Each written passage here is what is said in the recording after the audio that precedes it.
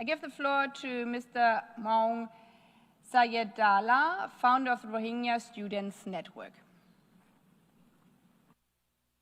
Bismillahirrahmanirrahim. Excellencies, distinguished representatives of the UN, member state, and civil society organization. Minglaba. This Burmese greeting means, may you be blessed.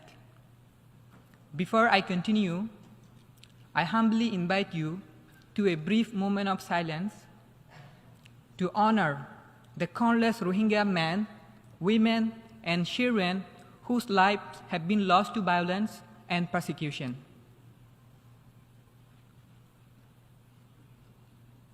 Thank you.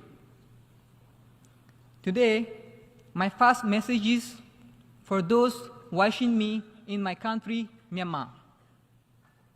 Dear brothers and sisters, you are not forgotten.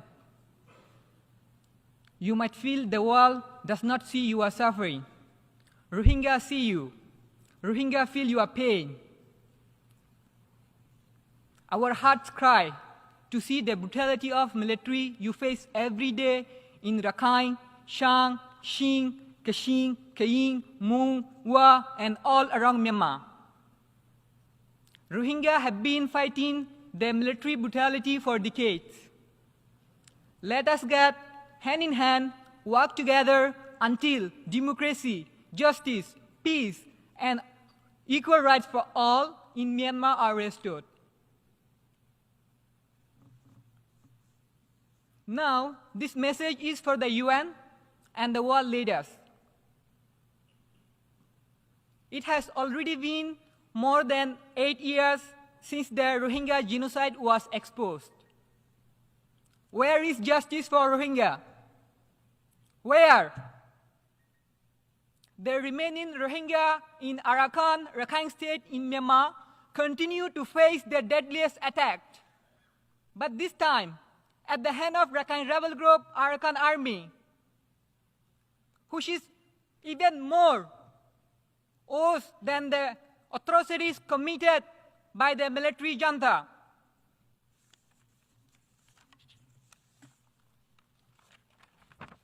These people were killed in a drone attack by the Arakani army on 5th August 2024.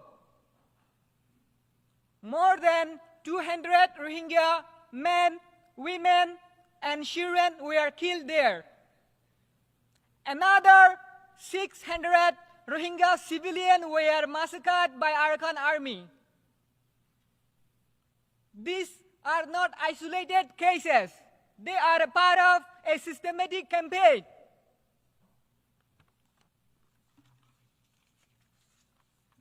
Why is there no prevention to these inhuman atrocities committed by the Arakani army? We see there are some lobbies and there are some people who promote the solution of Rohingya as legitimizing Arakani army. They must feel ashamed. Giving legitimacy to Arakani army without a solution or a condition for Rohingya is giving them a license to erase all the Rohingya from Myanmar. There was a dialogue process between the leaders of Arakani army and some Rohingya youth in the camp. I was a member of the Rohingya delegations. During the dialogue process, they demanded our submissions and refused to discuss the real issues.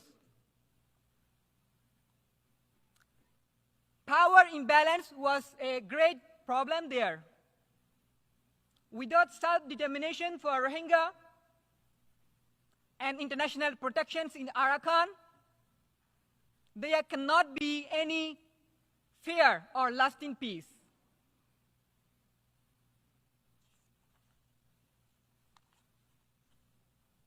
Any initiative about Rohingya without the Rohingya in the camp, from decision making to nation building, is unsustainable and unjust. The UN must mobilize resources to empower Rohingya. We are not just victims. We have the potential to make a difference. Take me as an example. I fled Myanmar during the 2017 military genocide, and I was in the refugee camp in Bangladesh for 7 years. Understanding the importance of education for Rohingya, I applied to more than 150 universities all around the world. But most of them said no because of legal obstacle and because of my identity as a Rohingya. But I didn't give up. Today, I am a student at New York University, making history as the first Rohingya from the refugee camp in Bangladesh to be studying here. Thanks to the US, State Department, and the government, and the Bangladesh, and some other organizations and friends, especially Amnesty International, Young Activist Summit, DAB TV, and Victim Advocate International, and all of my friends who have been supporting me behind to make this possible. There are thousands of Rohingya students like me in the refugee camp, forced to destroy their life with no access to higher education. Why does the world care so little about that? Why is there no initiative to support Rohingya students? Imagine, I came all the way from the refugee camp to the New York University, and I may have to stop my studies from the next semester because of not having financial support. It is not a big burden for a university to offer 1 or 2 scholarships to Rohingya students per academic year. An university in Bangladesh called Asian University for Women, AUW, already has been providing scholarship to Rohingya girls. Why can't other universities accept Rohingya boys? The world must support universities like AUW and push other universities to help Rohingya get access to higher education. It is also not a big burden for member states to offer some scholarship to Rohingya students annually.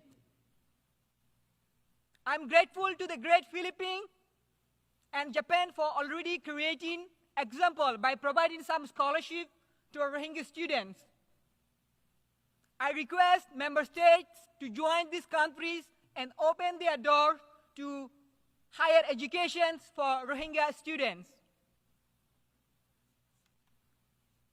Excellencies, while we work to deliver justice to Rohingya, we must not leave Rohingya suffer and Rohingya go through uncertainty and adversity.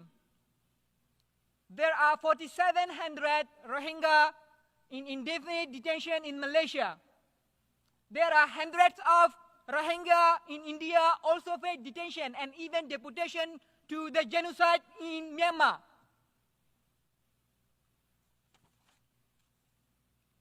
Again, now I want to remind everyone that the world urgently needs to prevent the ongoing genocide against Rohingya in Arakani before it is too late.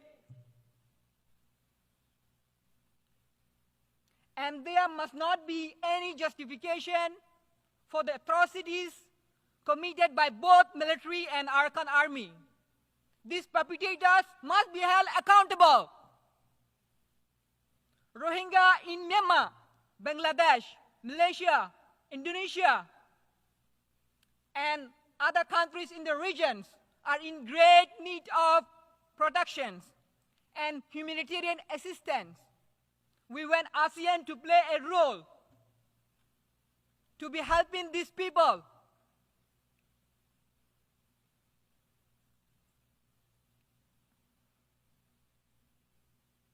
to let us lead our life and create our futures, give us access to higher education. Now, I want to pause my remarks, requesting this assembly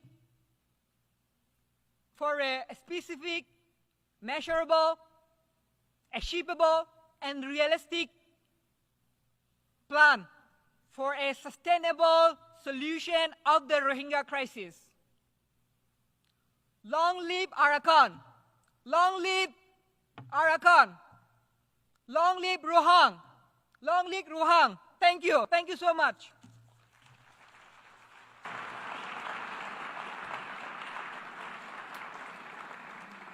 I thank Mr. Sawyeddollah.